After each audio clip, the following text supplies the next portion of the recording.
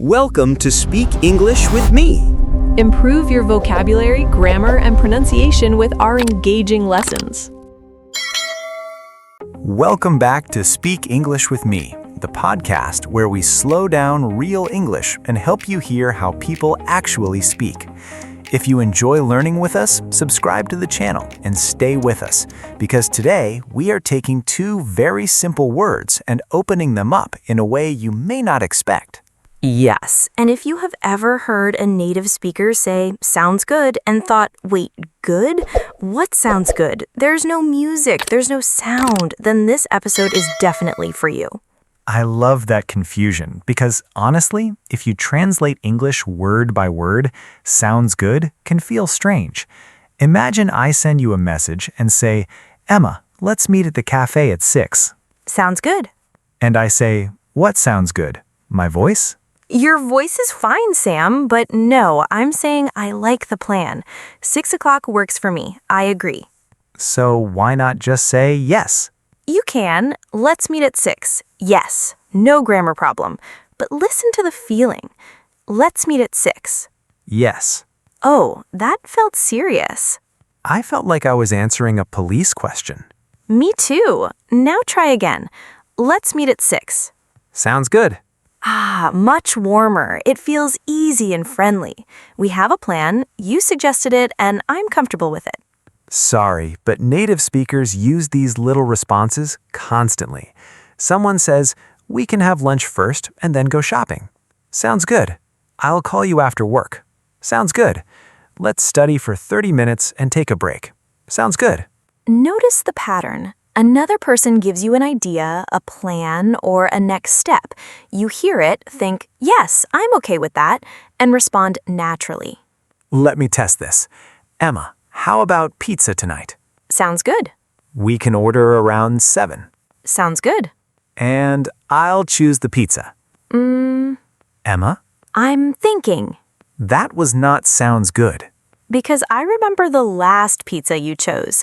Pineapple, mushrooms, extra onions, and something so spicy I drank 3 glasses of water.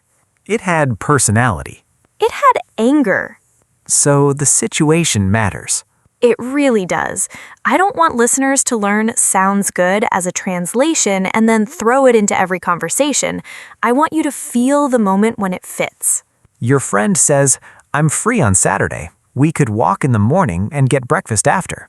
Sounds good. What are you really saying? I like that idea. I'm happy with the plan. Let's continue. And I can communicate all of that with 2 words. That's why people use it so much. It's short, but often warmer than a plain okay. Compare these. I'll send you the address tonight. Okay. Now, I'll send you the address tonight. Sounds good. The first can be friendly, but the second often has a little more positive energy. It says, I accept that. I'm comfortable with that. I totally get that, especially in messages. Sometimes I type okay and stare at it, thinking, does this look cold? Do I sound annoyed? Should I add a smiley face? Should I write a paragraph explaining that I'm emotionally fine? Sam, nobody needs a paragraph saying, Dear friend, please understand that my okay was sent with peace in my heart. You don't know my friends. Fair point. So listeners, start with this feeling. Someone offers a plan or tells you what will happen next, and you want to show friendly agreement. That's the first home for sounds good.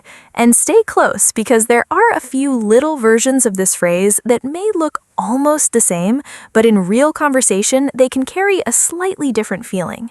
And one of those versions is sounds good to me. I remember hearing that and thinking, why add to me? If it sounds good, surely we already know who's speaking. That's such a Sam question. You hear 2 extra words and immediately open an investigation. I like efficient language. You also send 6-minute voice messages. Those are documentaries. Of course, but your question is useful. Sounds good to me puts a little more focus on your personal opinion. Imagine 3 friends are deciding how to travel. Someone says, we could take the train instead of driving. I might answer, sounds good to me. From my side, I'm happy with that choice. So there's a tiny feeling of I'm giving you my vote. Yes, that's a lovely way to feel it.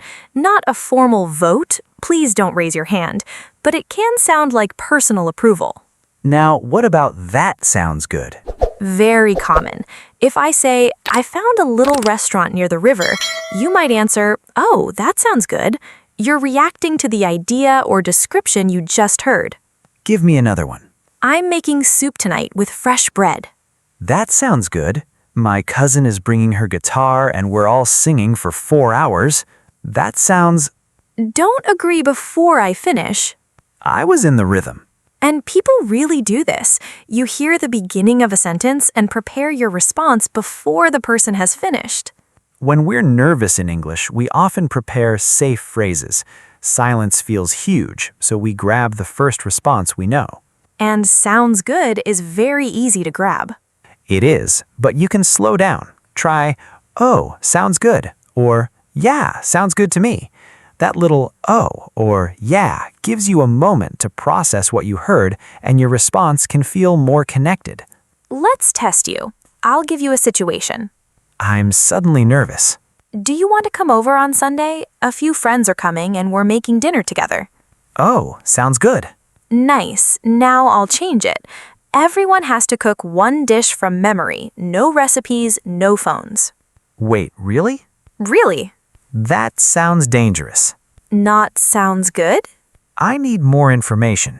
Who has a fire extinguisher? See how alive that response feels? You didn't force the target phrase. You reacted to me. That's what we want. What if I say, that sounds like a good idea? That can feel more deliberate. If you tell me, I'm exhausted after work, so I'm going to put my phone away for an hour and take a walk, I might say, that sounds like a good idea.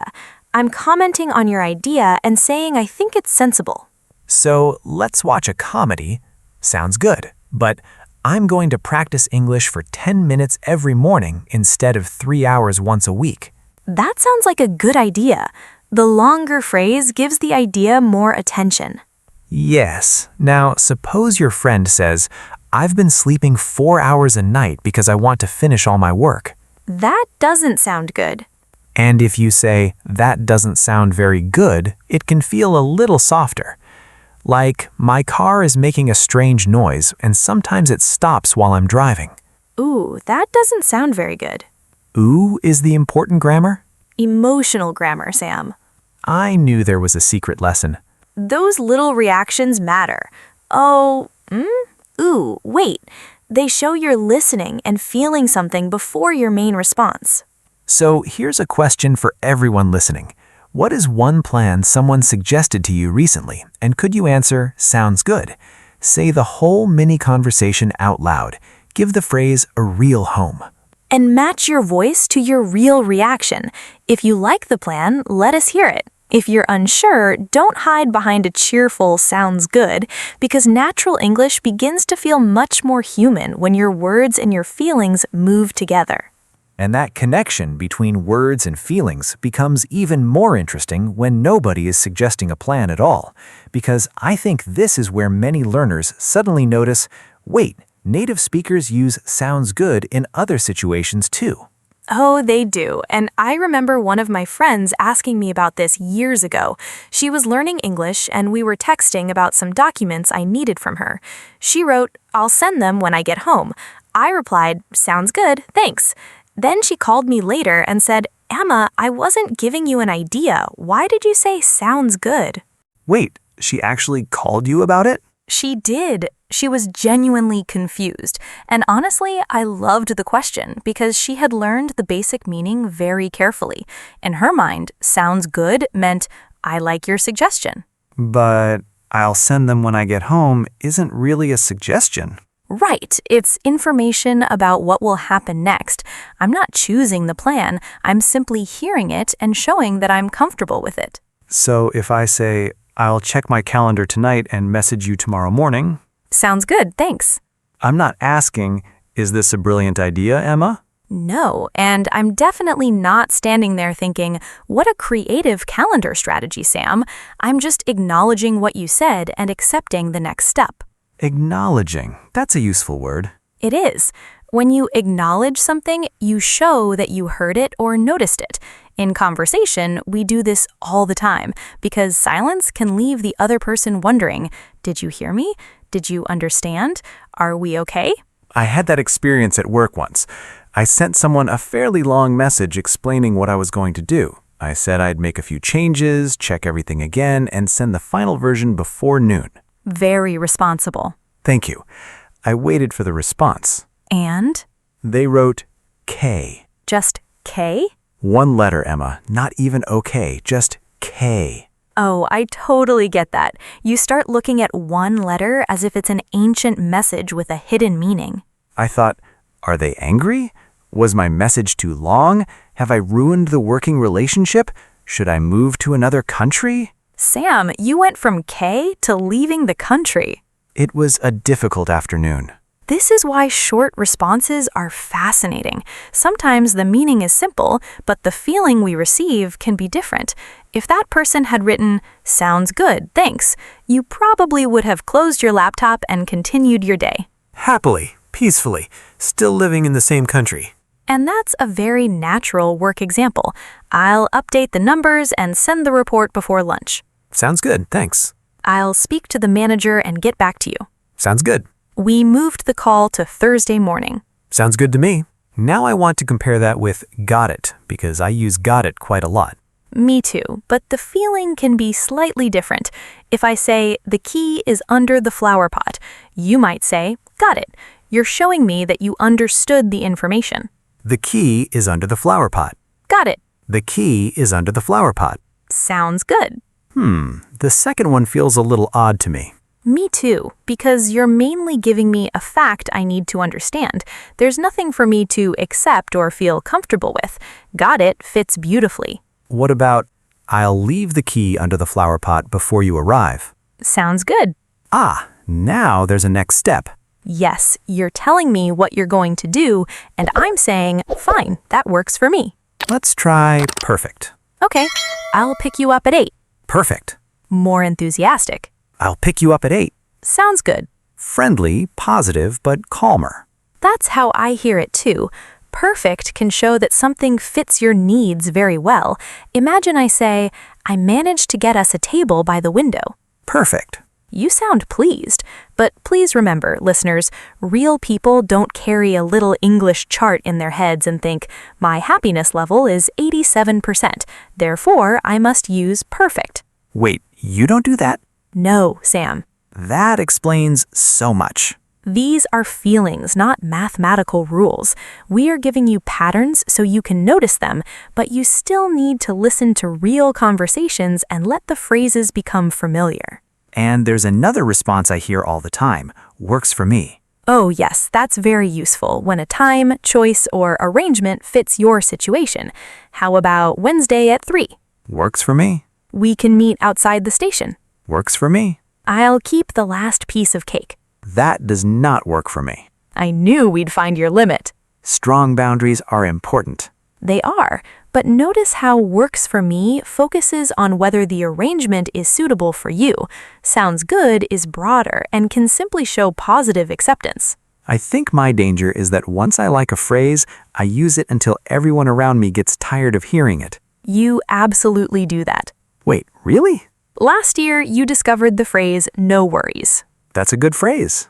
It is, but for 2 weeks, everything was no worries. Thank you, Sam. No worries. Sorry I'm late. No worries. Do you want coffee? No worries. That last one doesn't even make sense. I know, and learners can do the same thing with sounds good because it's safe, friendly, and easy to remember. Suddenly, every message gets the same response. Sounds good. Sam. Sorry, I couldn't resist. This is the point where I would start building a small family of responses. Sounds good, great, perfect, got it, works for me, sure, nice. You don't need 20 new phrases today. Just notice what the other person is doing. Are they giving you information to understand? Are they telling you the next step? Are they suggesting an arrangement? Are you genuinely excited? So instead of asking, what phrase did I memorize this morning, ask, what is happening in this conversation? Yes, because that tiny pause can save you from becoming what I once became at work. Oh, I remember this story. Please don't enjoy it too much. I had a very busy week, and I was answering messages quickly. My manager sent an update. Sounds good, thanks. A coworker changed a meeting time. Sounds good. Someone said they'd finish a task tomorrow. Sounds good. Then a colleague messaged me and said, Emma, I think I found a serious mistake in the document.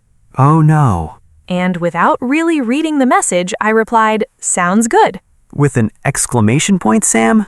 That's painful. I looked at my phone about 10 seconds later, read the message properly, and my stomach dropped.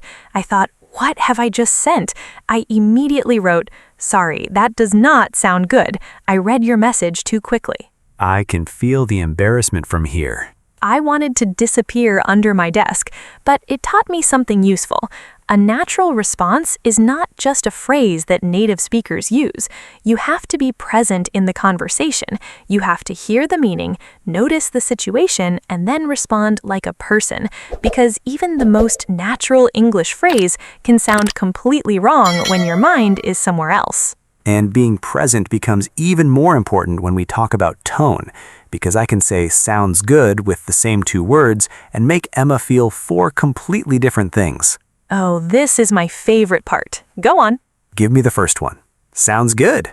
Happy, interested, ready. I can almost see you putting your shoes on. Sounds good.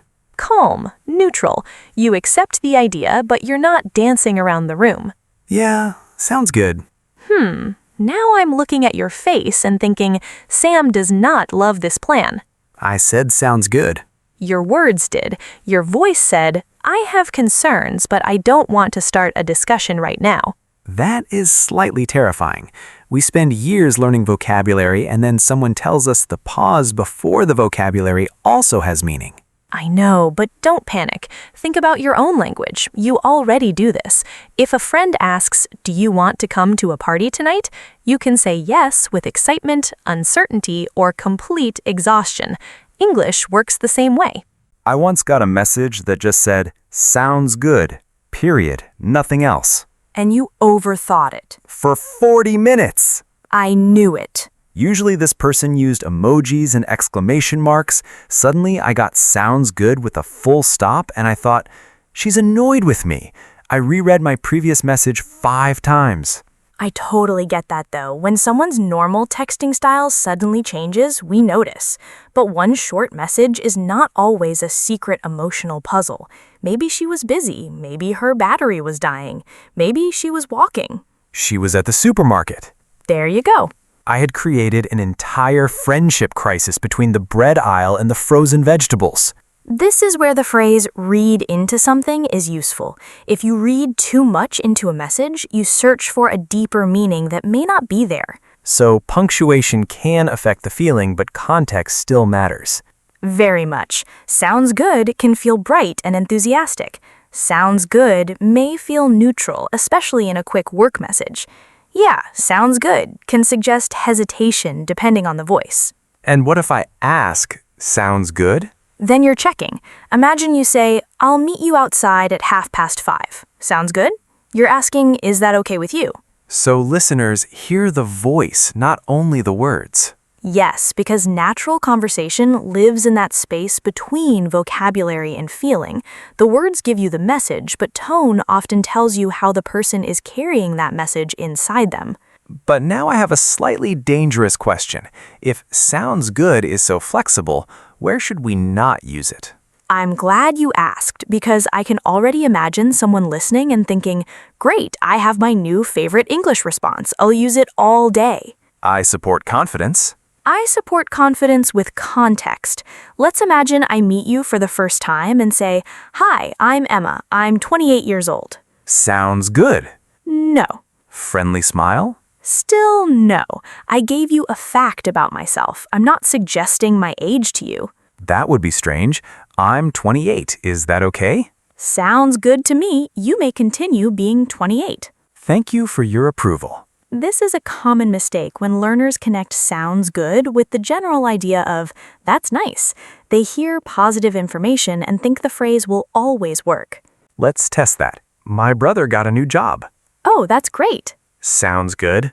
It isn't impossible in every context, but as a direct reaction to someone's good news, that's great, amazing, or I'm happy for him would usually feel more connected.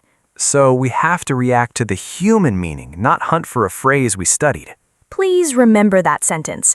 Now give me bad news. I lost my wallet yesterday. Sounds good. Emma, Horrible, isn't it? I can feel every listener shouting at me. you could say, "Oh no, that's awful. I'm sorry. Did you find it?" Yes, those responses meet the emotion of the moment. If someone shares a problem, sadness, or fear, a cheerful sounds good can make it seem as if you didn't listen. Okay, here's another trap. Emma, look at my new jacket. Sounds good. Wrong? We can see the jacket, so looks good is the natural choice. Ah, the senses have entered the conversation. They have. Your jacket looks good. This soup smells good. The cake tastes good. A warm shower after a long day feels good. And your idea for a quiet weekend sounds good. Let me try. I walk into a kitchen and smell fresh bread. Smells good. I see a beautiful plate of food. Looks good. I take a bite. Tastes good. I hear that you're paying for dinner. Sam, Sounds good. you really walked straight into that one. You really did. But this is why examples help more than a long grammar speech. The phrase sounds good often reacts to something you hear about, an idea, an arrangement, a possible experience, or a next step that you accept. And sometimes the situation is more serious. Imagine a friend says, "I've been feeling really lonely lately." Then please don't say sounds good. Even with a warm voice? Sam, no, that's a moment to slow down. You might say, I'm sorry to hear that. Do you want to talk about it? Or, that sounds really hard. Oh, that's interesting. We still use sounds, but now we're describing how the situation seems to us. Right, that sounds hard. That sounds stressful. That sounds frustrating. Those are emotionally connected responses. I think learners sometimes become so focused on being correct that they forget the person standing in front of them. I've done that in another language. Someone told me something personal, and while they were speaking, half of my brain was searching for the perfect verb tense. I gave a grammatically beautiful response with almost no heart. Ouch, I know that feeling. And afterward, I thought, I wish I'd used simpler words and listened more carefully. Natural conversation isn't a performance where you collect points for advanced phrases. Sometimes, oh no, I'm so sorry, is far better English for the moment. So maybe the bigger lesson is that sounds good is useful because it fits certain feelings, not because native speakers say it a lot. That's it. And once you start matching your response to the moment, you stop sounding like someone choosing phrases from a list and start sounding like someone who is genuinely there, listening, reacting, and sharing the conversation. And I have a feeling some listeners are now thinking, am I about to say sounds good in every conversation? If that's you, don't worry. When we learn a useful phrase, we often overuse it for a while. The answer isn't to stop, just give yourself a few other responses. A small response family. Yes, if I say, do you want to get coffee after we finish recording? I'm up for that. That means you're interested and willing. Now imagine we've talked about taking a trip for months and I finally say, Sam, let's book it tonight. Let's do it. More energy. You sound ready to act. So I shouldn't say let's do it with that energy when you tell me we need to check 12 pages of notes. Please don't. I would worry about you. Fair. Quick practice. I'll give you a situation. Go. We can talk tomorrow morning instead. Works for me. I'll send the details tonight. Sounds good, thanks. I haven't slept properly for 3 nights. Oh no, that sounds exhausting. Are you okay? Look at my new shoes. They look good. See, this is the real skill. You're listening to what happened before choosing a response. Yes, you're not pulling out the same safe phrase every time. Before we finish, let's take a quick word tour. Suggestion means an idea you offer for someone to consider. Acknowledge means showing that you heard something or noticed something. A short response can acknowledge a message. Hesitant means unsure. If I say, yeah, sounds good, my voice may sound hesitant. Enthusiastic means excited and strongly positive. Your tone can make sounds good feel enthusiastic. And if you read too much into something, you search for a hidden meaning that may not be there, like me and one short text message. 40 minutes of your life you'll never get back. Please let me heal. We also learned works for me, which means an arrangement is suitable for you. And I'm up for that means you're interested and willing to do something. So here's your challenge. Use sounds good once when it genuinely fits, but notice one moment when another response feels better. Listen first, then react. Maybe you need, great, got it, works for me, or even, oh no, I'm sorry. Natural English isn't about forcing your newest phrase into every conversation. It's about being part of the moment and letting the other person feel that you're really listening. And if today's episode helped you, subscribe to Speak English with Me and come back for another real conversation with us. Keep listening, keep speaking, and don't worry about sounding perfect. When your words match the moment and your voice carries real feeling, even simple English can sound warm, natural, and truly connected.